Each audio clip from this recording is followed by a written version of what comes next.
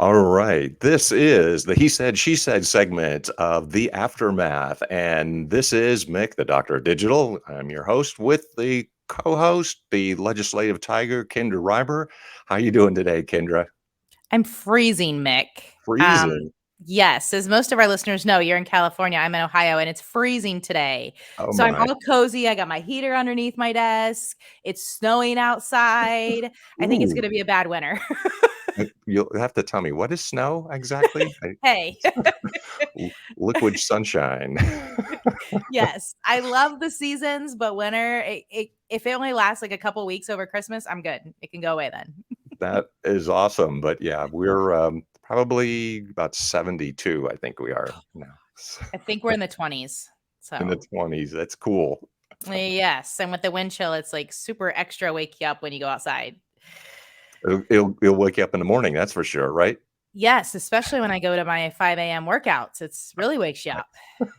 So Well, let's see if we can warm things up a little bit here because we're going to talk about our last special guest, Dr. Finneran, and we got some comments and we'd like to give some feedback on what we thought about what she had said. So she answered questions, which was good too. So if you have questions for the aftermath, please feel free to get hold of us, the aftermathhealing at gmail.com.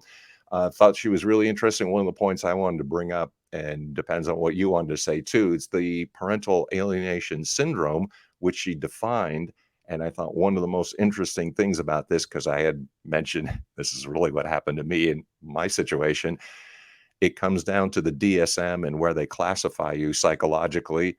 And I got a report. My attorney says to me, you're registered or and analyzed as a juvenile delinquent.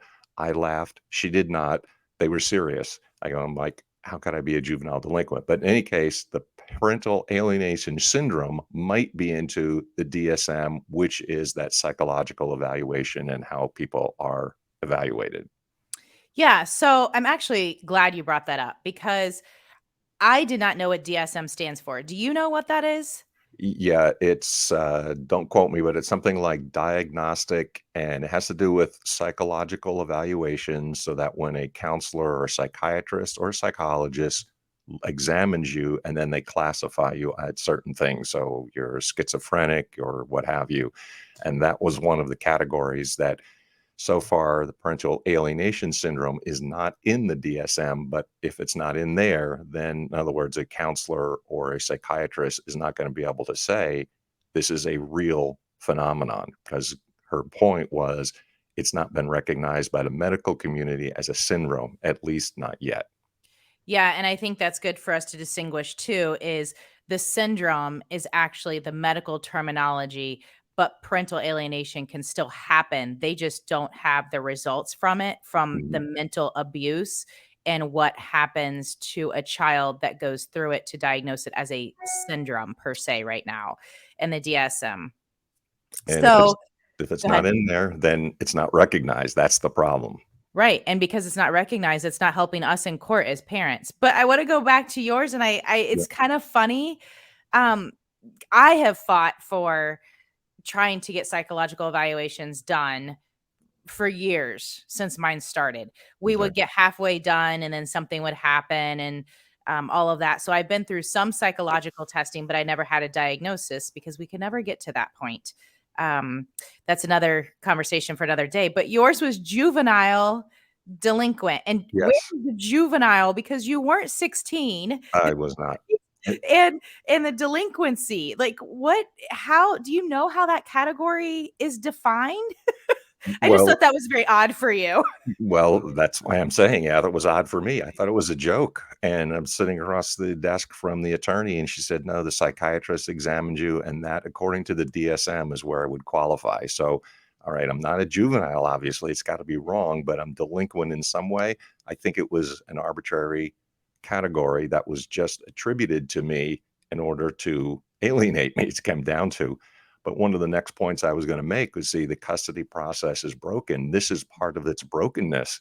You have misdiagnoses, and therefore you're never going to arrive at the truth or anything accurate as a result of just making these categories. And I think it was just made up. That was the problem. Yes, and I don't know what cost was associated with yours. Every time I hear stories and people going to court, I wish I was in court because we paid $5,000 for a custody evaluation that involved a psychological assessment of the children, myself, and my ex. And but that was never taken to court, right? So that was a psychological evaluation and custody evaluation that I paid for out of pocket that never made it to court. So I'm very interested. Did the judge order yours? Mine was, I recommended it and the judge approved it. But was yours court ordered through the judge? And how much was it to cost and Yeah, involvement? I had the distinct pleasure of going through this twice. So, Oh my and I gosh. this was in the '90s, so it was pretty pricey. I had to pay for it twice. I believe it was 6,000, so each time. And what I had done as a strategy was to try to go through the second time because I wasn't happy with the first one, but it didn't matter. The second one was advised by my attorney, and the idea was, and this is exactly what was said. I said, "Well, how do you know it's gonna be a positive evaluation?" Literally, what was stated to me was, "I donated a large amount to the judge's last campaign, and if you say this publicly, I will deny it." And Mm. that was it, and yet it didn't help, but I thought I was going to have a win coming out of it, so that's why I paid for it twice. But, yeah, I believe it was 6,000. I did it not once, but twice. And so I'm spending some time here in kind of going over our stories and sharing them because I think that's important, right? For our listeners to understand, even though you might get a psychological evaluation granted, it might not be in your favor at all. That is exactly what happened. The first one was chosen by the ex's attorney, and so I thought, "Well, okay, I got slammed because of that, and I'm obviously not a juvenile delinquent. I've gotta do something about this." Then, of course, you have a little bit of hope, and you think you're gonna pay again. You get the better attorney, you think, and the second evaluation, it ended up being the second one, and if you look at the novel that I wrote about this, that was the picture that's on the cover because that came out of the second evaluation, and that psychiatrist said that I had too much influence on my child because she had drawn a picture about me holding her as a baby, and I'm thinking, well, if she had drawn a picture of her family with mom holding her, she's gonna go to mom.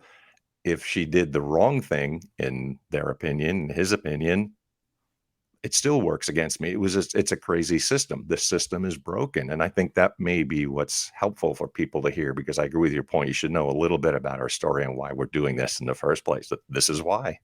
Yes. And so that takes us back to the start of our podcast here and talking about the syndrome not being listed in the DSM. So, because it's not actually a syndrome, these psychological evaluations are really pointless, whether you get through it like you did or you don't get through it on my end. And we wasted all that money and we never, got the results or took it to court to be able to use it. So just be aware you're not alone and don't think that you have the answer if you get granted a psychological evaluation, whether it is, court ordered. Mine was a request from the judge and they told us who we were going to use as Mm, the evaluator. And then yours is obviously your ex chose one and then you chose one and it didn't benefit us, either of us. it it doesn't help, and this is what I think. Some of the points that Dr. Michelle had said, there are things you need to document. That's another point. But she said, get somebody who is somewhat objective because I ran into just a whole series of people. I found that the counselors could be manipulated as well.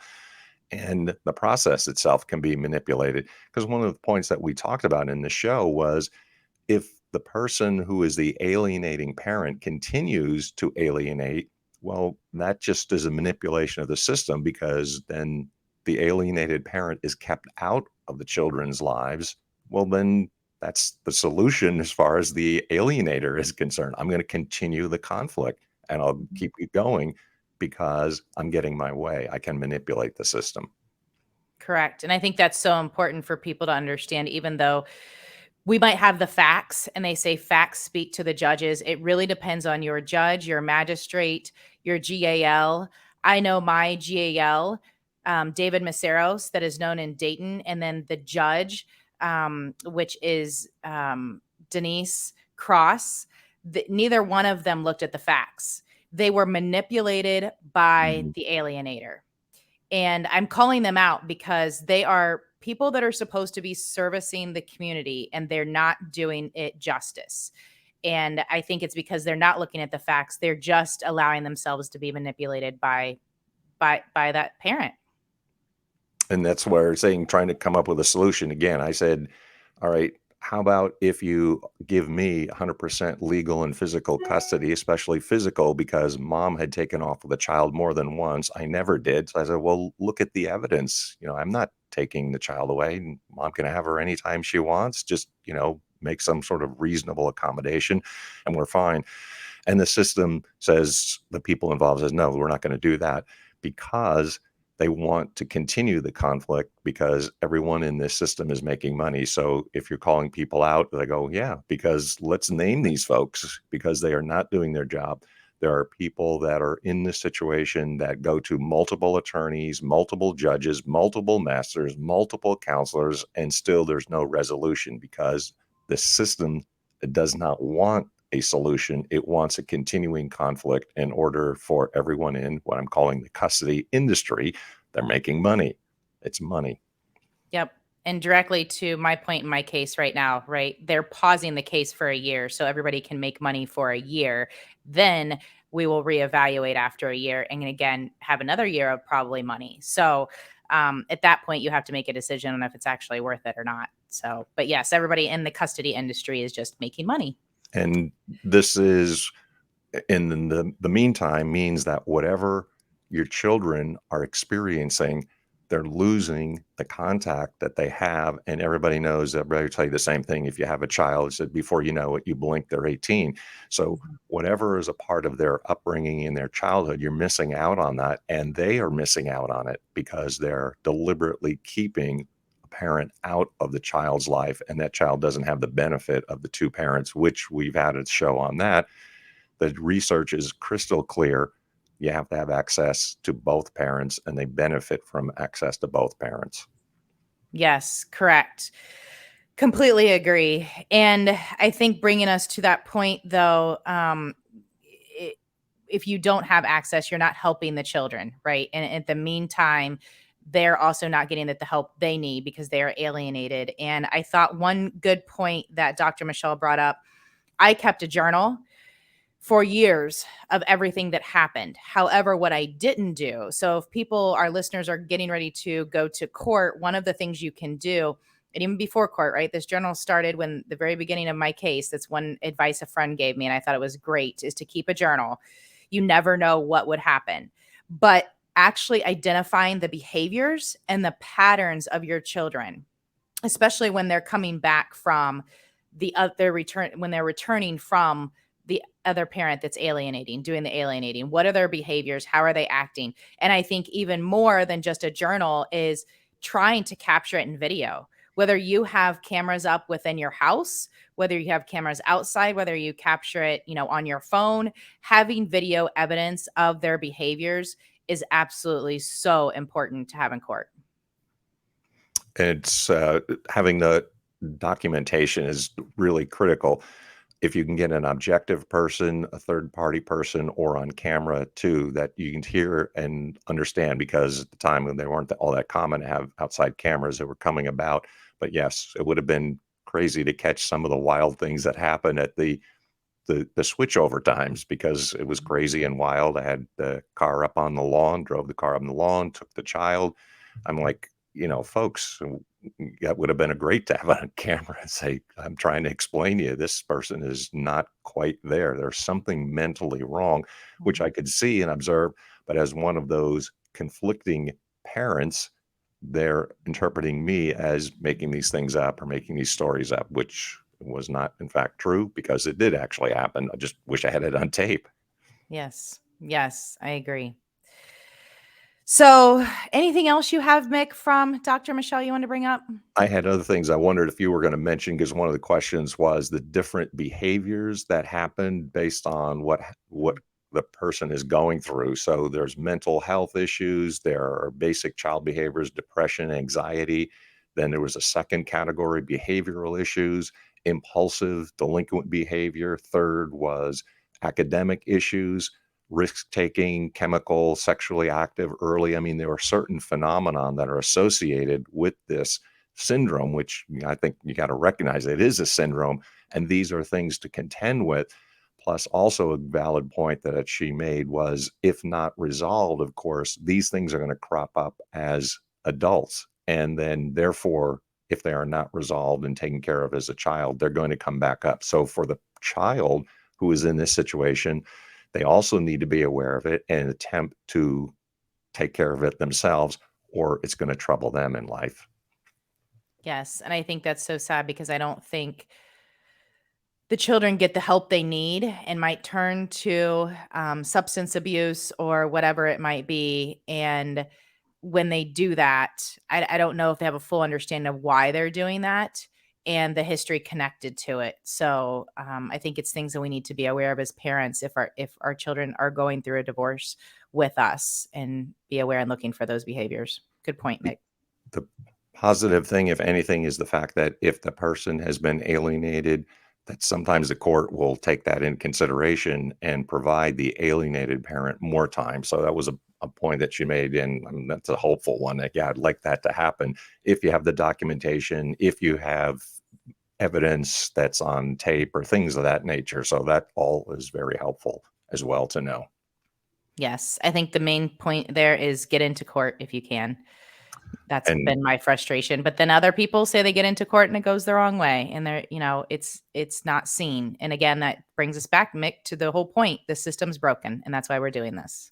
And another hopeful point, again, to say what you can do, because we want to give the healing and the helpful Mhm. points as well, is that people should look for a support group. And I know what happens for most of us, because you get a crazy and wild story, and that's all you seem to talk about. You're in pain because you're missing your children. And so friends and family tend to tune you out. But it's really important to find some type of support group who is going to accept the fact that you're saying things, that you are in pain, and that a lot of people will tend to tune you out because you're like a broken record. You keep saying the same thing. However, because of your situation is ongoing and it is not resolved quickly, you are going to be in this situation for a considerable amount of time.